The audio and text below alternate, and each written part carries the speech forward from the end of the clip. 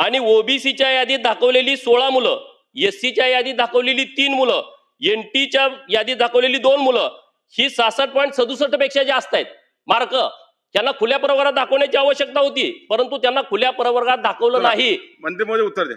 नाही नाही, अजून विषय ना पुढं. बघा मला या सहकार्य विषयावर करा. बोलायचं कोल्हटकर नाही. साहेब, माझी कोल्हटकर लक्षवेधी कॅन्सल करा. चला. आपण प्रश्न घ्या. प्रश्नाची उत्तर प्रश्न नाही, मला उत्तर नको आहे.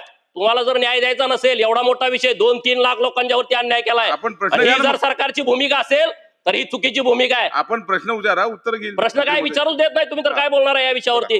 काय कळालं तुम्हाला या विषयामध्ये? अध्यक्ष महोदय, सन्माननीय पडळकर साहेब, विषयाचं गांभीर्य लक्षात घेऊन वास्तविक वेळेवर तुम्ही उपस्थित नव्हते.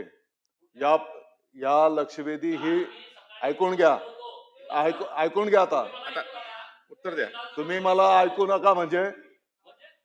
अरे उत्तर घ्या. उत्तर घ्या. मी अतिशय अतिशय नम्रतेने आपल्याला सांगू इच्छितो, आपण नव्हते तरी मी थांबून राहिलेलो आहे.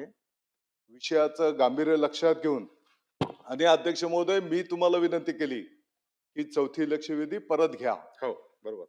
आणि म्हणून माझी आपल्याला विनंती आहे की वस्तुस्थिती समजून घ्या. विषयाचं गांभीर्य आम्हाला पण आहे. आपण जे काही मुद्दे उपस्थित करत असाल त्या मुद्द्यांचं चौकशी करू, कारवाई करू. परंतु आताच्या घडीला जी काही आकडेवारी आहे आणि जी काही कार्यपद्धती संपन्न झालेली आहे ती पण तुम्ही ऐकून घ्या.